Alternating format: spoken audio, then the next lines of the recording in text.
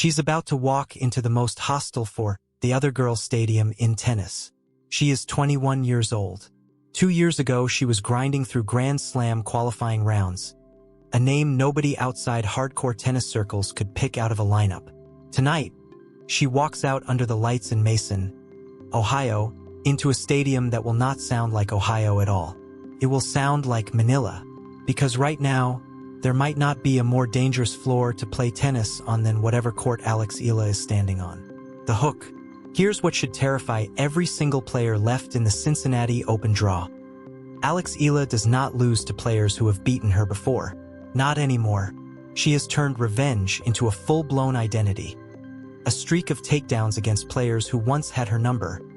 One WTA legend in waiting after another, falling in order. Tonight, in the third round of a WTA 1000 event, she faces her toughest live test yet. A two-time Grand Slam finalist, ranked inside the world's top 10, playing for the first time ever against the player the entire tour has started quietly fearing. Stick with me for the next 25 minutes because I am going to walk you through exactly how a qualifier tour afterthought turned into the single hardest out in women's tennis. The wins, the flags, the crowds, the science behind why this is actually happening. And by the end, we'll know whether tonight was the night the Eala effect finally hit a wall, or the night it became undeniable.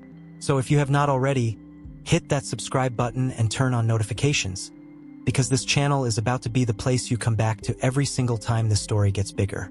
And trust me, it is about to get a lot bigger. The girl with the light-up shoes.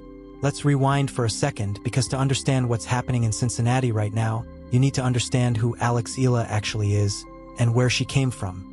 Alexandra Eala is Filipina, 21 years old, and for most of her career she was known, if she was known at all outside the Philippines, as a name buried in qualifying draws.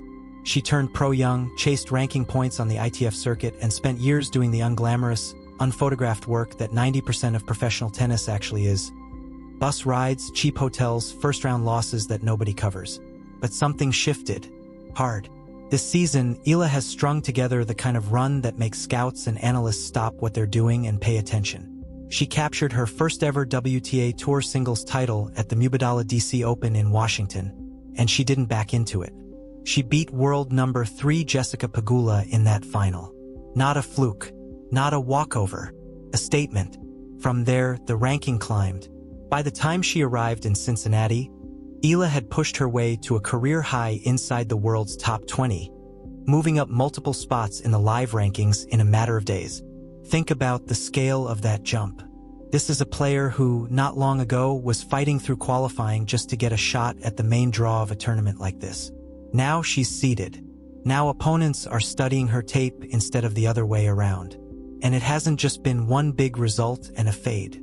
Coming into the Cincinnati Open, Eala had won 8 of her previous 9 matches across the North American hardcourt swing, a stretch that also included a run to the 4th round of the National Bank Open in Toronto, where her only loss on the entire hardcourt trip came against Olympic gold medalist Belinda Bencic. 1 loss, in 9 matches, against a murderer's row of tour talent. The streak nobody is talking about enough. Now here's the part of the story that should genuinely unsettle the rest of the WTA locker room. Alex Eala has developed a habit, a very specific, very repeatable habit, of beating players who have previously beaten her. Earlier this season alone, she has gone through a run of takedowns against opponents who once had the better of her on paper. Naomi Osaka, Alicia Parks, Alina Svitolina, Jessica Pegula in that Washington final. Name after name crossed off on her terms. This isn't luck. Luck doesn't repeat itself match after match, tournament after tournament, against players with Grand Slam titles and top 10 rankings on their resumes. This is a player who studies her losses like homework, comes back stronger, and simply refuses to let the same opponent beat her twice. And that pattern is exactly why tonight's match matters so much. Because tonight, for the very first time in her career, Alex Eala steps onto a court against an opponent she has never faced before at all. No history, no revenge narrative to lean on. Just 2 players, a packed stadium, and everything on the line. Welcome to the LA effect. Before we get to tonight's opponent, we need to talk about something that has nothing to do with backhands or break points, because it might be the single biggest weapon in Alex Eala's arsenal right now. It's the crowd. Ohio is home to a Filipino-American community in the tens of thousands, and when Eala takes the court, they don't just show up, they travel for it. Fans have made multi-hour drives across state lines just to watch her play a single match. Flags fill the stands. Chants roll through the arena in waves. What is supposed to be a mid-tier hardcourt tournament turns, for one match, into something closer to a home game, except she's playing thousands of miles from home. Eala herself has talked about what this means to her, not just as a competitive edge, but as something bigger than tennis. She's spoken about wanting the sport to grow because of what her fans are building in these stadiums, about the joy of seeing a community show up for something they love. It's become such a phenomenon that after her run through a similar sea of supporters north of the border, she jokingly nicknamed the atmosphere after the kind of tight-knit, everybody shows up energy you'd find in a Philippine neighborhood barangay. For her opponents, it's a completely different experience. Imagine being a top 10 player, an American, walking out onto American soil, and hearing a road crowd. Every unforced error draws a roar. Every Eala winner brings the house down. It's been compared by players who've lived it to walking into an arena for a completely different sport altogether. The kind of raw, rhythmic, in-your-face energy you'd expect courtside at a basketball game, not typically at a tennis match. That's the environment Amanda Anisimova is about to walk into tonight. The opponent, a comeback story of her own. Now let's talk about the woman standing on the other side of the net, because this is not some overmatched underdog Eala gets to feast on. This is one of the most dangerous ball strikers in the sport. Amanda Anisimova is 24, American, and her own career arc is almost as dramatic as Eala's rise. Back in 2019, at just 17 years old, she became the youngest semi-finalist at the French Open in years, a teenage prodigy with a two-handed backhand that looked like it belonged to a 10-year veteran. Then, in 2023, she stepped away.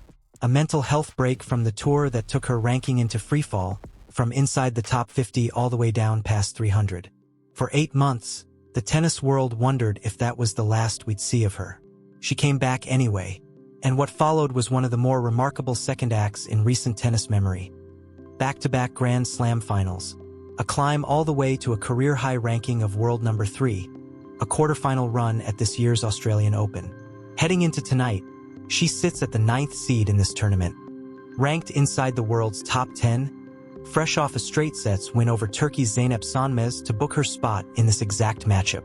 In other words, this is not a gimme. This is a two-time Grand Slam finalist with elite power off both wings, walking in on the back of one of the great redemption arcs in the sport.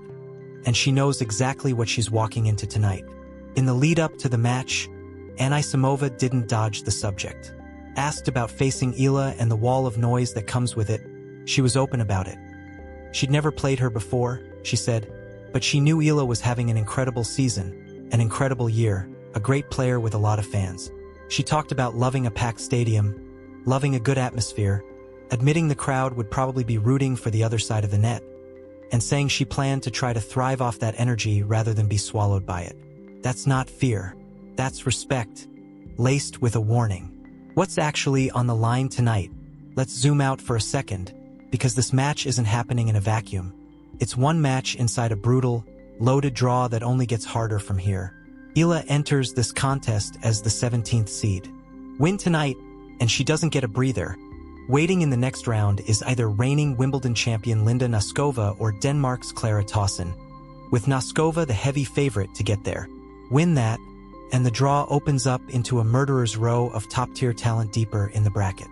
This is what happens when a player rockets up the rankings this fast. There's no easy path anymore. Every single round from here forward is a proving ground. And that's exactly why tonight matters so much, not just for the scoreline, but for the story. A win over a two-time Grand Slam finalist, in front of a stadium that has fully adopted her as their own, would be one of the signature results of Eala's career so far. A loss wouldn't erase anything she's built this season, but it would be the first real crack in a run that, up to this point, has looked almost unstoppable. The part where I have to be honest with you. Here's the thing. As I'm putting this together for you, this match has not been played yet.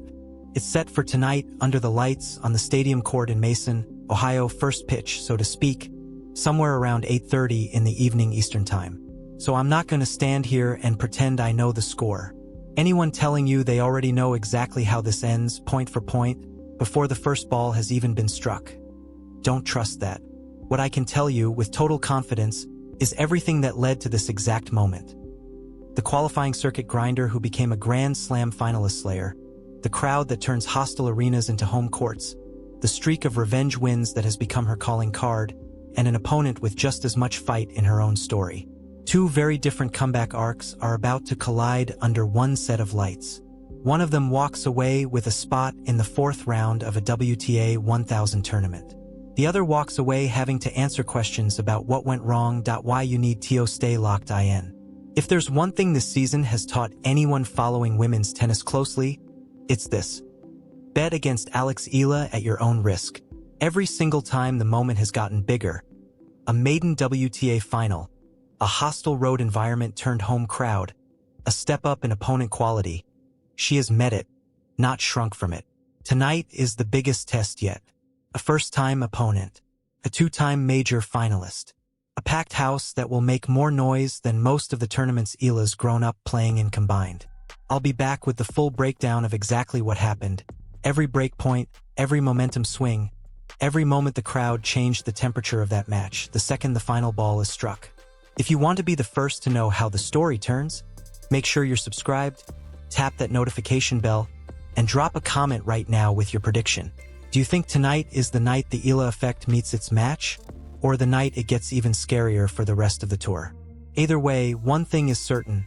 Whatever happens tonight in Cincinnati, this story is nowhere near finished. See you in the next one.